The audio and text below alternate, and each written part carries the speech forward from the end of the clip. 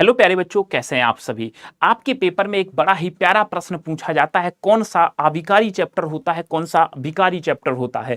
तो ऐसे में मैं आप सभी के सामने आज इस टॉपिक को पूरा नेस्तनाबूद करने आया हूं और इस हिंदी के 5 मिनट के ट्रिकी शो में आप सभी का मैं पवन दांगी स्वागत करता हूं।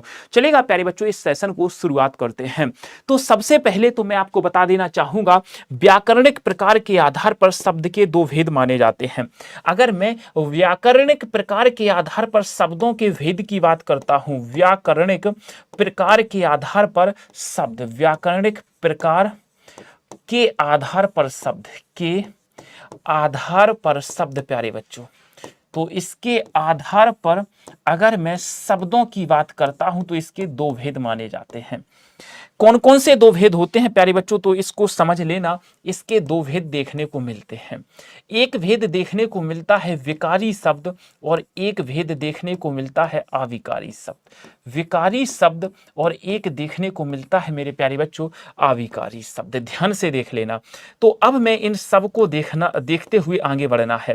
पेपर में प्रश्न आता है कौन सा विकारी शब्द है, कौन सा अविकारी शब्द है, तो इन्हें बड़े ध्यान से समझना है और बड़े ध्यान से समझते हुए हमें आगे बढ़ना है। अगर विकारी शब्दों की बात की जाए प्यारे बच्चों, तो हमारा संज्ञा एक विकारी शब्द है। जी प्यारे बच्चों, इसके बाद प्यारे बच्चों सर्वनाम भी हमारा एक विकारी शब्द की श्रेणी में माना जाता है। संज्ञा हो गया, सर्वनाम हो गया, सर्वविशेषण हो गया और इसके बाद सर एक चैप्टर और होता है क्रिया। अगर आपसे कोई कहे विशेषण क्या है, विकारी शब्द है कि अविकारी शब्द है, तो विशेषण प्यारे बच्चों हमारा एक विकारी शब्द माना जाता है और प्यारे बच्चों सर्वनाम, विशेषण, क्रिया ये विकारी शब्द हैं। अगर मैं अविकारी शब्दों की बात करता हूं तो ध्यान से देख लीजिएगा प्यारे बच्चों, सबसे पहले तो हम क्रिया विशेषण ही लिखते हैं। क्रिया विशेषण एक अविकारी शब्द माना जाता है। और कौन से होते हैं तो नोट करके लिख लेना। एक होता है प्यारे बच्चों हमारा समुच्चय बोधक। कौन सा होता है? समुच्चय बोधक होता है। चलिएगा, ये जोड़ने का काम करते हैं। मैं बहुत अच्छे से आपको ट्रिकें सिखाता चलूंगा। क्रिया विशेषण, समुच्चय बोधक, संबंध बोधक। प्यारे बच्चों क्या होता है? संबंध बोधक होता है।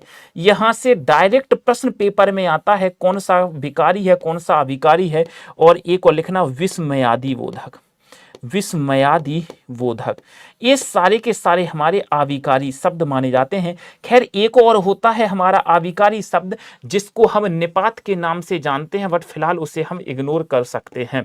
तो आप देख सकते हैं कि व्याकरणिक प्रकार के आधार पर जो शब्द हैं वो दो प्रकार के होते हैं, विकारी और अविकारी। तो कैसा लगा आपको ये जानकर के अवश्य बताना मेरे प्यारे बच्चों। यहां से जो प्रश्न है डायरेक्ट पेपर में पूछा जाता है। अभी अगर आप देखें तो आपके जीडी के पेपर में पूछा गया था कि दिए गए विकल्पों में से कौन सा हमारा अविकारी शब्द है। तो प्यारे बच्चों वहां पर समुच्चय बोधक दिया गया था और उसका आंसर वही हो रहा था।